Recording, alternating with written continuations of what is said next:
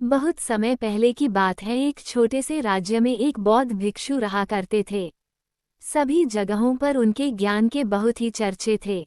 हो भी क्यों ना, वो बहुत बड़े ज्ञानी थे। उनके ज्ञान के चर्चे उस राज्य के निकट के सभी राज्यों में होता था। उनके पास लोग दूर दूर से आते थे ताकि अपनी समस्याओं का समाधान प्राप्त कर सकें।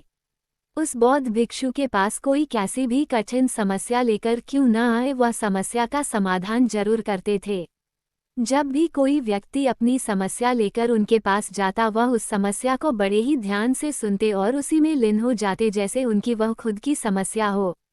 समस्या में लीन होते और कुछ देर के लिए अपनी आंखें बंद करते और समस्या के बारे में अच्छे से सोच विचार करते और उसके बाद उसका सही समाधान निकालते। ऐसे में कई लोग उनके बारे में ये सोचते थे कि उनके पास कोई चमत्कारित शक्तियां हैं। है तो कोई कहता दिव्य दृष्टि है जिससे वो समाधान पूछते हैं और उसके बाद हमें बताते हैं। एक बार एक व्यक्ति ने उनसे ये पूछ ही लिया, क्या आपके पास कोई अद्भुत शक्तियां हैं या कोई दिव्य दृष्टि जिससे आप हमारी किसी भी समस्या का समाधान देख पाते हैं या फिर पूछकर बताते हैं। उस व्यक्ति की बात सुनकर वह बौद्ध भिक्षु जोर जोर से हंसने लगे। उसने उस व्यक्ति की बात का कोई जवाब नहीं दिया। जिस राज्य में ये बौद्ध भिक्षु रहते थे उस राज्य में अजीब सी एक घटना घटी। जिस राज्य में बौद्ध भिक्षु निवास करते थे उसी गांव में एक बूढ़ी औरत रहा करती थी जो अपने पूरे घर में अकेले रहती थी। उसका इस दुनिया में कोई भी न था। उसके पास छोटा सा खेत था जिसमें वह काम करके अपने भोजन की व्यवस्था कर लिया करती थी। उस राज्य से होकर 4 मित्र अपने घर की ओर जा रहे थे। वे लोग अलग अलग गांव के रहने वाले थे लेकिन एक साथ काम करने की वजह से मित्र बन गए थे। वे लोग 1 साल से दूसरे गांव में काम करके पैसे इकट्ठा करके अब अपने घर जा रहे थे। ये बात बहुत पुराने जमाने की है जब कार, बसें या रिक्शा नहीं हुआ करते थे। जब लोग पैदल ही यात्रा करते थे, इसलिए वे चारों मित्र पैदल ही यात्रा कर रहे थे।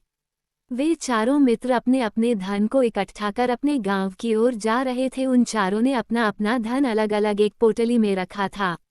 उस पोटली में उन सबकी सारी कमाई थी। तभी उन चारों मित्र में से एक मित्र कहता है, मित्रों, इस तरह हम अपना धन अलग अलग रखेंगे तो चोरी हो सकता है। क्यों न हम अपना धन एक ही पोटली में रखें जिससे हम सभी ध्यान दे सकेंगे और हमारा धन सुरक्षित रहेगा। और जब हम अपने गांव नज़दीक होकर अलग होंगे तो वहां पर हम अपना अपना हिस्सा अलग अलग कर लेंगे। उस तीनों मित्र ने उस युवक की बात मान ली और वे सभी मिलकर अपना धन एक ही पोटली में रख देते हैं और वे सभी मिलकर अपने गांव की ओर आगे बढ़ते हैं। चलते चलते काफी समय बीत चुका था और अब रात होने वाली थी। तभी आगे बढ़ते हुए उन्हें एक घर दिखाई दिया जहां वही अकेली बूढ़ी औरत रह रही थी। रात्रि का समय भी हो चुका था और इन चारों मित्रों को ठहरने के लिए कोई जगह चाहिए थी। इस पर वे चारों मिलकर योजना बनाई कि वे इसी घर में रात बिताएंगे। उन चारों लोगों ने उस घर की ओर बढ़ते हुए दरवाजा खटखटाया। तब वो बूढ़ी औरत ने दरवाजा खोला और उन मित्रों में से एक ने हाथ जोड़कर कहा, माता जी, हम अपने गांव की ओर जा रहे हैं लेकिन रात हो गई है और हम इतनी रात में सफ़र नहीं कर सकते। हमारी आपसे विनती है कि आप हमें एक रात यहाँ ठहरने की अनुमति दें। सुबह होते ही हम चलेंगे। बहुत सोच विचार करने के बाद बूढ़ी औरत कहती है, तुम सभी आज रात के लिए यहाँ पर रुक सकते हो। बूढ़ी औरत ने सबके लिए खाना बनाया और उन्हें पेट भरकर खिला दिया। इसके बाद उन मित्रों ने धन की पोटली उस बूढ़ी औरत के हाथ में थमा दी और कहा, माता जी, इस पोटली में हमारी साल भर की कमाई है। हमने अब तक का सब धन इसमें रखा है और अब हम इसे आपको सौंप रहे हैं क्योंकि यह चारों से अधिक आपके पास सुरक्षित रहेगा। हम बस इतना चाहते हैं कि यदि हम चारों में से कोई एक व्यक्ति लेने आए तो आप इस पोटली को मत देना जब तक हम चारों एक साथ लेने ना आए। तब वो बूढ़ी औरत कहती है, ठीक है बेटा, जब तुम चारों एक साथ मेरे पास इस पोटली को लेने आओगे तभी इस पोटली को मैं दूंगी। वह धन की पोटली उस बूढ़ी औरत को देकर चारों मित्र बेफिक्र हो जाते हैं कि अब उनका धन सुरक्षित है और वे लोग खाना खा गहरी नींद में सो जाते हैं। अगली सुबह जब वह चारों उठते हैं तो सभी लोग अपनी आगे की यात्रा के लिए तैयारियां शुरू करते हैं। उन चारों दोस्तों में से एक दोस्त थोड़ा सा बदमाश था। वह अपने उन मित्रों से कहता है, भाइयों, इस बूढ़ी औरत ने हमारी रात भर खातिरदारी की है, हमें भोजन कराया है, सोने के लिए अच्छी बिस्तर दिया, रात को सर ढकने के लिए छत दी है, और हमने अब तक उसके लिए कुछ नहीं किया। वह बूढ़ी औरत अकेले ही खेतों में काम कर रही हैं। क्या हम सभी यहाँ से जाने से पहले बूढ़ी औरत की मदद नहीं कर सकते? उस बदमाश दोस्त ने मन ही मन ये योजना बना ली थी कि वो किसी तरह से भी उस बुढ़िया से पोटली हासिल करके ही रहेगा। बाकी के तीनों मित्र उसकी बातों में आ जाते हैं और वे सभी मिलकर उस बुढ़िया की मदद करने अर्थात खेतों में काम करने के लिए चल पड़ते हैं। वे सभी मिलकर खेतों का काम कर ही रहे थे। काफी देर काम करने के बाद वह बदमाश दोस्त अपने बाकी तीनों मित्रों से कहता है, मित्र, मुझे जोरों की प्यास लग गई है, मैं जरा उस बूढ़ी औरत से पानी मांग कर लाता हूँ। वह बाकी मित्र भी अब काफी थक चुके थे, उन्हें भी जोरों की प्यास लगी थी, इसलिए वह तीनों मित्रों से वहां से जाने के लिए कह देते हैं, साथ में पानी लाने को कहते हैं। जैसे ही वह बदमाश दोस्त उस बूढ़ी औरत के पास पहुंचता है, वह उस बूढ़ी औरत से कहता है, माताजी, अब हम यहाँ से जा रहे हैं, कृपया करके हमारे धन की पोटली वापस दे दे। इस पर वह औरत कहती है, नहीं नहीं, जब तक तुम चारों एक साथ ना हो तब तक मैं वो पोटली किसी को नहीं दे सकती। तुम्ही ने कहा था कि जब तक हम चारों एक साथ ना हो तब तक ये पोटली किसी को नहीं देनी है। तभी वह बदमाश उन तीनों की तरफ इशारा करते हुए कहता है, ठीक है, तो बाकी के तीनों मित्रों से भी पूछ लेते हैं। बदमाश मित्र का इशारा जब उन तीनों मित्रों ने देखा तो उन तीनों से सोचा कि हमारा मित्र हमारे लिए पानी लाना चाहता है, इसलिए वह हमसे आज्ञा मांग रहा है। तभी उन तीनों मित्रों ने इशारे में कहा, ठीक है, ले आओ ये देख। उस बुढ़िया को ये लगने लगा कि अब चारों यहाँ से जा रहे हैं और यह अपनी पोटली मांग रहे हैं, इसलिए बुढ़िया ने पोटली लाकर उस बदमाश दोस्त के हाथ में रख दी। उस बदमाश दोस्त ने पोटली को हाथ में रखा और पीछे के रास्ते से वहां से चला गया और बाकी के तीन मित्र कामों में व्यस्त रह गए। कुछ देर बाद जब वह खेतों में काम करके बुढ़िया के पास लौटते हैं और बुढ़िया से कहते हैं, माताजी, हमारा मित्र अभी पानी लेने के लिए आया था, कहाँ गया? इस पर वह बुढ़िया कहती हैं, क्या वह पानी पीने आया था? पर वह तो कह रहा था कि हम चारों जा रहे हैं, कृपया करके हमारी धन की पोटली हमें थमा दे। तीनों बड़े हैरान होकर उस बुढ़िया से कहते हैं, माताजी, भला हमने कब कहा कि हम पोटली मांगे हैं? हमें तो प्यास लगी थी, हमने पानी के लिए इशारा किया था। तभी बूढ़ी औरत उन तीनों से कहती है, परंतु अब तो वह पोटली लेकर जा चुका है। तभी वह तीनों मित्र माथा पकड़कर रोने लगते हैं और कहते हैं, माताजी, उसमें हमारा सारा कमाया हुआ धन था, वह अकेले लेकर भाग चुका है। हमने तो आपको कहा था कि जब तक हम चारों एक साथ ना आए तब तक आपको वह पोटली किसी को नहीं देनी है, फिर आपने ऐसा क्यों किया? इसमें तो सरासर आप ही की गलती है। हमने आपको उस पोटली की हिफाजत के लिए दिया था और आपने उसे एक ऐसे हाथ में दिया जिसने हमारा सारा धन लूट लिया। हम बर्दाश्त नहीं करेंगे, हम राजा के पास जाएंगे और राजा से आपकी शिकायत करेंगे, न्याय की मांग करेंगे। अब तो इस बात का फैसला राजा ही करेंगे। तीनों नौजवान क्रोधित होकर राजा के दरबार में पहुंच जाते हैं और अपनी सारी समस्या उस राजा को बता देते हैं। जब वह राजा उन तीनों नौजवानों की बातें ध्यानपूर्वक सुनता है तो वह तुरंत ही बुढ़िया को राज्य दरबार में पेश होने की आदेश देता है। राजा के आदेश पर राजा के सैनिक तुरंत ही उस बुढ़िया को राज्य दरबार में पेश करते हैं और राजा भरी दरबार में उस बुढ़िया को दोषी करार कर देते हैं और कहते हैं कि तुम्हें वह पोटली उस अकेले व्यक्ति को नहीं देनी चाहिए थी। जब उन्होंने तुमसे कहा था कि जब तक वह चारों एक साथ उस पोटली को लेने ना आए तब तक तुम्हें वह धन किसी को नहीं देना चाहिए था। इसमें तुम्हारी गलती है और अब तुम्हें हर्जाना भरना पड़ेगा, तुम्हें इनका धन लौटना होगा। राजा का यह आदेश सुनकर बूढ़ी औरत फूट फूट कर रोने लगती हैं और राजा ने मदद की गुहार लगाती है और कहती हैं, हे राजन, मैं तो एक बूढ़ी औरत हूँ और मेरे पास इतना धन नहीं है और न ही मेरे घर में कोई ऐसा नहीं है जो धन कमाता हो। मेरे पास इतना धन नहीं है कि मैं लौटा सकूं, मैं तो अकेली हूँ, बेसहारा हूँ, कृपया करके मुझ पर रहम करे। लेकिन राजा उस औरत की एक नहीं सुनता और वह औरत रोते हुए अपने घर की ओर जा रही थी। आखिर मैं इतना धन कहाँ से लाऊं कि कैसे मैं उन लोगों का ये धन कैसे लौटाऊंगी? मेरे पास इतना धन नहीं है, मैं क्या करूं, कैसे करूं, कहाँ से लाऊं इतना धन? अगर मैंने उनका धन नहीं लौटाया तो राजा मुझे मार डालेगा। इसमें मेरी भी गलती है। जब उन चारों ने मिलकर कहा था जब हम चारों एक साथ ना हो तो तब तक वो पोटली किसी को नहीं थामनी है, फिर भी मैंने वो पोटली केवल एक व्यक्ति को थमा दी। गलती तो इसमें मेरी ही है। ये सारी बातें सोचते सोचते अपने घर की ओर जा रही थी। तभी उस बुढ़िया औरत को वही बौद्ध भिक्षु मिले जो बड़ी ही आसानी से किसी भी समस्या का समाधान करते थे। तब बौद्ध भिक्षु बुढ़िया औरत से पूछते हैं, क्या बात है बेटी, क्यों परेशान हो और रो रही हो? इस बात पर वह बुढ़िया संत को सारी बातें बता देती हैं। उसके बाद कहती हैं, हे महाराज, इसमें गलती तो मेरी ही है। उन्होंने ने तो कहा ही था कि जब तक हम चारों एक साथ ना आए तब तक पोटली किसी एक को मत देना, लेकिन मेरी बुद्धि भ्रष्ट हो गई थी जो मैंने पूरा धन किसी एक व्यक्ति को दे दिया और वह उनका सारा धन लेकर चला गया। लेकिन अब मुझे समझ नहीं आ रहा है कि मैं इतना धन कहाँ से लाऊं और कैसे जुटाऊं। राजा ने अब तो आदेश भी दे दिया है कि मुझे धन लौटना पड़ेगा। अब मैं इसी संकट में हूँ, इतना सारा धन कहाँ से लाऊं। वह भिक्षु उस बुरी औरत से कहते हैं, तुम रो मत, मैं कोई न कोई रास्ता निकालता हूँ।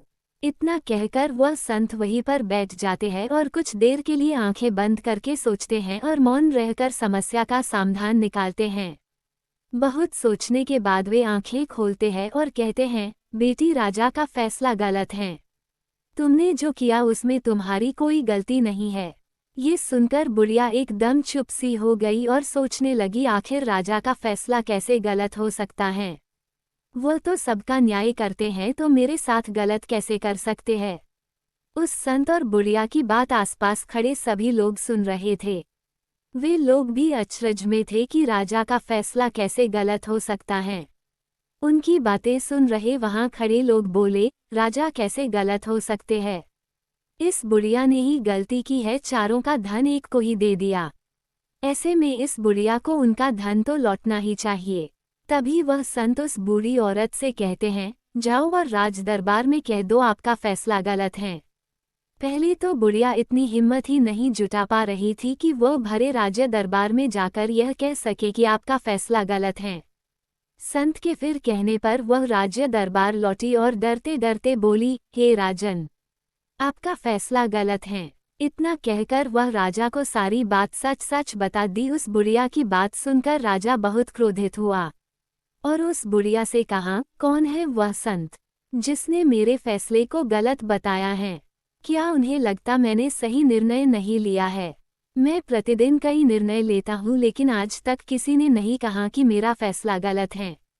आगे राजा ने कहा, ठीक है, फिर उस संत को बुलाओ और उन्हें न्याय करने देते हैं। अगर उस संत ने सही फैसला नहीं सुनाया तो मैं उन्हें फांसी की सजा दे दूंगा। राजा ने तुरंत ही अपने सैनिकों को आदेश दिया, जाओ और उस संत को लेकर आओ। ये बात सारे नगर में फैल गई है। सभी यह जानने को उत्सुक थे कि आखिर वह संत कौन है जिसने राजा को कहा है कि उनका फैसला गलत है और अब वे खुद इसका न्याय करने आ रहे हैं। वे सैनिक कुछ देर बाद उस संत को लेकर राज्य दरबार पहुंचे। राज दरबार में सभी लोग उपस्थित थे। उन संत को देखकर राजा कहता है, महाराज, आपको ऐसा क्यों लगाता है? मैंने जो फैसला सुनाया है वह गलत है। इस बुढ़िया ने ये वादा किया था कि वह चारों लोगों की उपस्थिति में ही धन की पोटली देगी, लेकिन इसने सिर्फ एक ही व्यक्ति को धन की पोटली थमा दी। इसने अपना वादा तोड़ा है। इसे एक व्यक्ति को धन नहीं देना चाहिए था। अब इसे बाकियों का धन लौटना पड़ेगा। वो उनका सारा धन लेकर भाग गया तो इसमें इसकी गलती हुई ना। अब इस बूढ़ी औरत को ही बाकियों का धन लौटना पड़ेगा। तो मेरा फैसला गलत कैसे हुआ? इसके बाद बौद्ध भिक्षु बड़ी विनम्रता से कहते हैं, हे राजन, यह आपका फैसला था, लेकिन मैं आपसे कुछ कहना चाहता हूँ। इस पर राजा कहता है, ठीक है, कहिए, आप क्या कहना चाहते हैं? तब वह साधु बड़ी विनम्रता से कहता है, राजन, जैसा कि वादा किया गया था कि पोटली इन चारों मित्रों की उपस्थिति में ही दी जाएगी, और अभी ये यहाँ केवल 3 ही मौजूद हैं। चौथा कहाँ है? इनसे कहिए ये तीनों अपने चौथे मित्र को वापस लाएं, तभी इनका धन वापस किया जाएगा। वादा भी वैसा ही किया गया था, जब तक चारों एक साथ ना हो तब तक धन वापस नहीं करना है। अगर यह बूढ़ी औरत धन लौटा देती हैं तो अपना वादा तोड़ देंगी, यह भी तो सही नहीं है। यदि आप चाहते हैं इनका धन वापस लौटाया जाए तो इनसे कहिए पहले जाएं और अपने मित्र को वापस लाए। उस राज्य दरबार में बैठ सभी लोग इस फैसले को सुनकर बहुत ही खुश हुए और संत की हाँ में हाँ मिलाने लगे। सभी उस संत की समझदारी की तारीफ भी की। राजा तुंथी उस संत के सामने सर झुका लेता है और हाथ जोड़कर कहता है, हे महाराज, आपका यह फैसला इतना सही कैसे हो सकता है? आखिर यह बात मेरे दिमाग में आया क्यों नहीं? मैंने इस बात को लेकर इस तरह सोचा क्यों नहीं? तभी वह साधु उस राजा से कहते हैं, हे राजन, आपके पास और भी कई काम होते हैं, आप दिन भर व्यस्त रहते हैं और आपको जल्दीबाजी में फैसले लेने पड़ते हैं। आपने इस मामले को सुना समझा, लेकिन इसे देखने में आप गलती कर गए। इसे आपने ऊपरी तौर पर देखा, आपने इसकी गहराई तक जाने का प्रयास तक नहीं किया। यदि आपने इस मामले को गहराई को देखा होता, समझा होता, तो आप भी इस नतीजे पर आते। जब तक किसी मामले की गहराई तक नहीं जाते तब तक हम उसका सही समाधान नहीं निकाल सकते। हम में अधिकांश लोग तो अपने फैसले केवल जल्दीबाजी में लेना चाहते हैं, भले ही वह मामला कितना भी गंभीर क्यों न हो। हमें तो बस अपना हक चाहिए, हमारा नाम होना चाहिए। भले ही वह फैसला हमारे लिए नुकसानदायक क्यों न हो, लेकिन हमें तो उससे मामले की गहराई तक जाने के लिए सोचते तक। तभी वह राजा उस संत से कहता है, हे महाराज, क्या आपके पास कोई दिव्य शक्तियाँ हैं? क्या आपके पास कोई ऐसी चमत्कारी शक्तियाँ हैं जिससे आप सवाल करते हैं और वह आपको उसका समाधान बताती हैं, जिसके कारण आप सही फैसला ले पाते हैं? इस बात पर मुस्कुराते हुए कहते हैं, हे राजन, ये सवाल हमसे अब तक कई लोगों ने पूछा है और हमने किसी को आज तक उत्तर नहीं दिया है, लेकिन आप हमारे राज्य के राजा हैं, इसलिए मैं आपको इस प्रश्न का उत्तर देता हूँ। मेरे पास कोई भी ऐसी दिव्य या चमत्कारी शक्तियाँ नहीं हैं। मैं हर बात को केवल गहराई तक सोचता हूँ और विचार करता हूँ, और जब मैं विचार करता हूँ तब मेरे सामने कई सारे समाधान आते हैं। फिर मैं उन समाधानों पर कई बार विचार करता हूँ, तब मैं दूसरों को समाधान देता हूँ, क्योंकि किसी एक इंसान का लिया हुआ गलत फैसला किसी इंसान का जीवन बर्बाद कर सकता है। एक लिया गया फैसला सही हुआ तो जीवन अच्छा हो सकता है, और एक गलत फैसला जीवन को नरक बना सकता है। इसलिए फैसले छोटे हो या बड़े, हमें मौन रहकर समझदारी से लेनी चाहिए। अगर आप मौन रहकर किसी फैसला पर विचार करते हैं तो एक सही समाधान निकलकर सामने आता है। सही फैसला लेने की क्षमता हमारे जीवन में सफलता हासिल करने के लिए जरूरी है। हम सभी की जिंदगी में कई बार मुश्किल से मुश्किल घड़ी आती है, तो कभी हमें बड़े फैसले लेने होते हैं। उस समय हमें पता नहीं होता है कि यह फैसला हमारे जीवन पर कैसा प्रभाव डालेगा, हमारे जीवन में खुशियां लाएगा या मुसीबत। कई बार तो ऐसा भी होता है कि हम समझ ही नहीं पाते हैं कि क्या निर्णय ले जो उचित होगा, लेकिन एक सही फैसला या निर्णय हमारी जिंदगी सुखमय बना सकती है और एक गलत फैसला हमारे जीवन को नरक बना सकती है। ऐसे में सही फैसला लेने की क्षमता हमारे जीवन में सफलता हासिल करने के लिए जरूरी है।